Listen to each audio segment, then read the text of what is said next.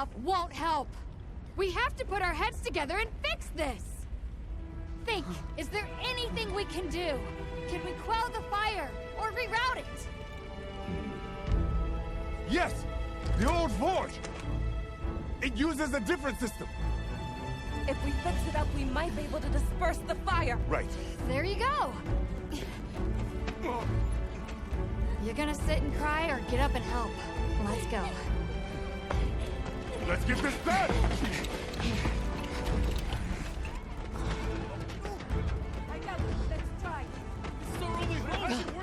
You need to rest. I'm fine now. I want to help.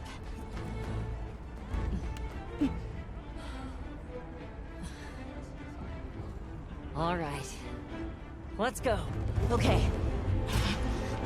Won't be easy, but we're doing it. Yes, we are. You guys do your thing. Let's go. We have our own job to do. Right. Azuz is in your hands. Understood. And pause.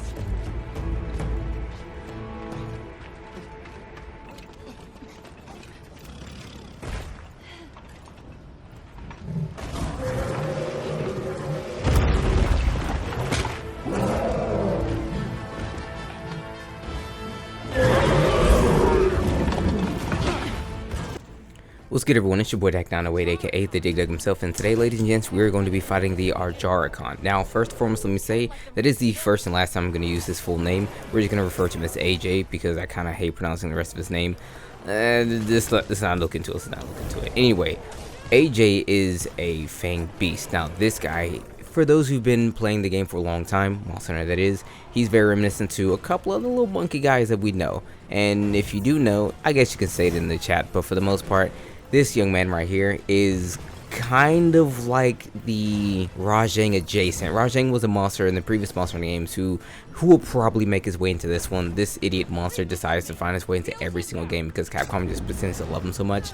I guess, whatever. Nevertheless, I like him much better simply because he has a lot more going to him as opposed to Rajang, who's just pissed off and just likes to punch everything. Mind you, bro here, right here, he likes to punch everything. He's pissed off all the time, but it's all about how you bring the character into position. In this case, AJ, he is a fang beast who has a nice little quirk whenever he notices you as the hunter and is gonna probably start engaging you in combat, he takes his tail and thumps it on his back.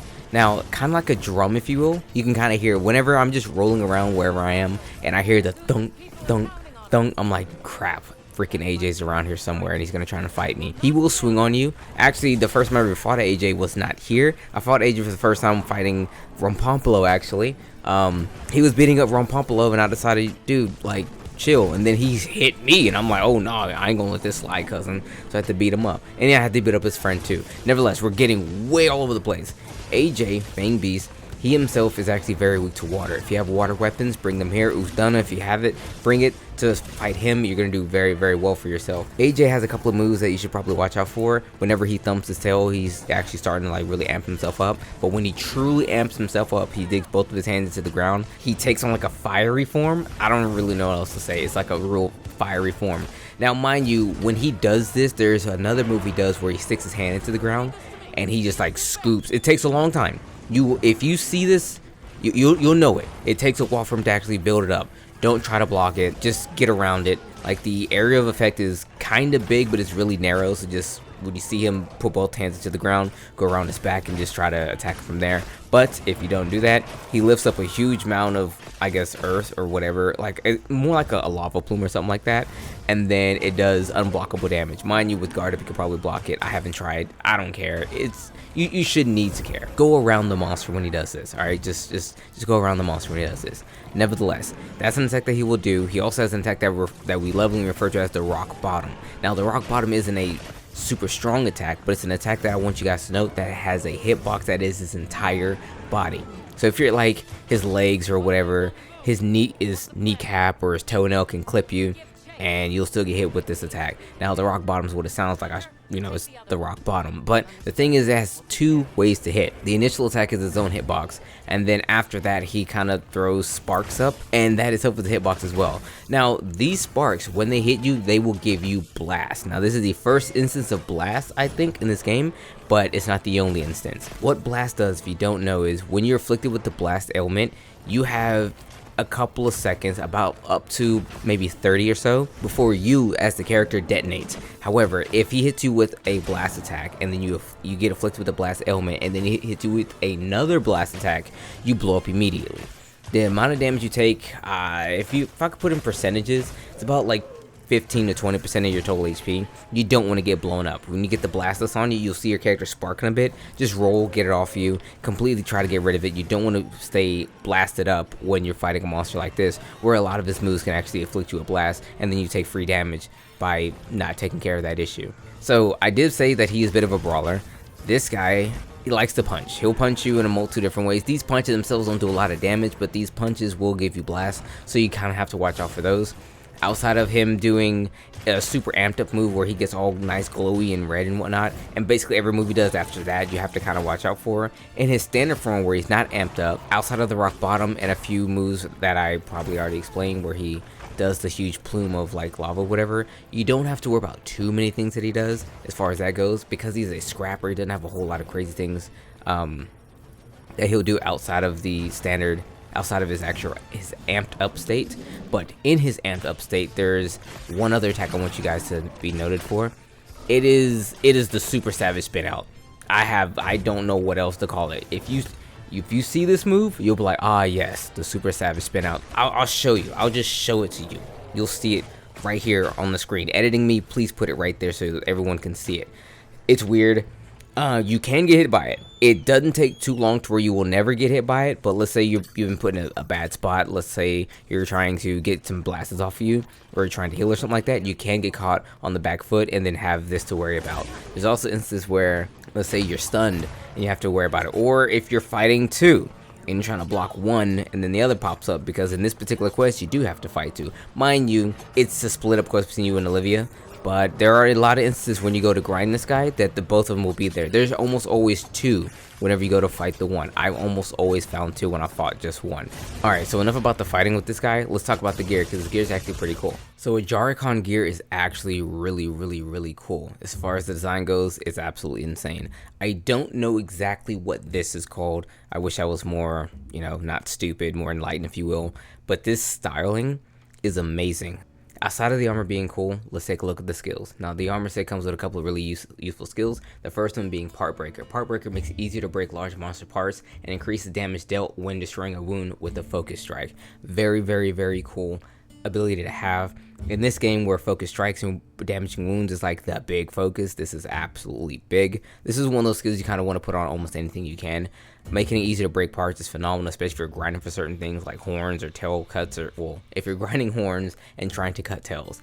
Super useful. Outside that, we have Bombardier. Bombardier is a very simple ability and increases the damage of explosive items. Now with level 3, it increases the explosive power by 30%, which is pretty useful. It actually got a bit of a nerf over the years, but still a pretty decent skill to have, especially if you, like me, like to use bombs on monsters who fall asleep.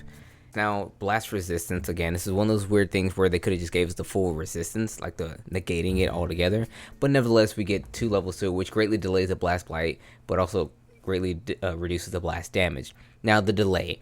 Remember when I said that if you have a bit of blast dust on you, it might take about 30 seconds or so for it to actually explode and then you take the damage? Well, in this case, it takes a little bit longer and the damage is a lot less, which is good and everything, but you could have just prevented it altogether with that last tick down there. But nevertheless, Cliffhanger, I ain't gonna lie to you, I've never used the ability. It's a whatever. Decreases stamina depletion when climbing on vines. Let's keep it a $150, guys. We're riding the chickens, okay? We're not climbing. No, we're not doing that. And of course, we have Fortify as the group skill, which is a great ability because when you faint in a quest, you get an attack and defense bonus up to 2 times, because the 3rd time you faint, the quest is over. So the armor set is actually pretty good. A lot of things are actually going together. Part Breaker and Bombardier, those go together. If you have bombs, you do extra bomb damage, and Part Breaker makes it where you can break off those parts a lot easier. Very cool skill combination. I quite like it. And for the ability, or rather for the weapon I'm using, it's a light bowgun. It gives you artillery too, which also works with bombardier. And if you have a gun lance, it works with gun lances as well. So again, comboing the skills together is actually being very useful as of late, because the later monsters you get, the better skill combinations you're going to run yourself into. But speaking of the weapons, it's going to be your first instance of blast weapons. Now, blast weapons in this game, they are pretty good. So far, there's only 2 instances of blast. There's a monster we haven't covered yet, and then there's my man AJ right here. Now, AJ is probably the better in some instances, because he himself has not the highest attacking stats, but really good attacking stats. To put it into perspective, the highest attacking stat weapon in the entire game is around like 250. Now, 250 is the number when you take away the inflated number. So if your greatsword has 1,100 and something, it probably has about 240 or 250. The actual real raw damage numbers is 250. AJ's is 210. Not bad, pretty good. On top of the fact that they have a lot of good sharpness. So at the end of the day, when you fully max this weapon out, you're going to be a really sharp, really decently powerful weapon. That also gives blast. Now blast, just like it does for us, once you hit the monster enough times with it, they themselves will explode. So there will be instances where you're fighting a monster and then he'll just fall over from an explosion from nowhere. That's because your blast is really cool, actually. I love to use it. It's a thing that I love to use whenever I don't really know the weakness to a monster, or when I'm trying to break parts and I'm trying to get the little extra oomph with that little extra explosion. Really useful thing to have. But all in all, I recommend at least making one of his weapons, because blast is very useful, and the gear is pretty good, so give it a spin. So to recap, AJ McMonkey Man, he's super weak to water weapons because he himself is a fire-dwelling kind of monster. If you don't have water weapons, try to make some. Ufdun is actually really good. Balahar was also a very common one to use as well. He has 2 states. He has a standard state and his super enraged state, an install state, if you will. Think literally Super Saiyan, because he is kind of a monkey kind of thing. And when he's in that particular state, he has a couple of moves that you should truly and earnestly watch out for that do amazing amounts of damage. Anytime he digs both of his hands to the ground, watch out for that. He's going to do one of 2 things. Either he's just going to like slam you or toss some earth at you, or he's going to do this giant lava plume thing. That's an unblockable attack. You would need guard up to actually block it. It does a lot of damage. Try not to get hit by it, please. Outside of that, he does have this one move that we just call the Super Savage Spin Out. You've seen the Super Savage Spin Out. Don't get hit by that, okay? Also, lastly, one thing I didn't mention is that when he's in his final area, he has access to monkey bars. And when he's using those monkey bars, he actually has a couple of extra moves where he'll leap from the monkey bars to kind of do a dive bomb on the player. Almost like a half savage spin out kind of thing, but he'll do it more often because he has easier access to it.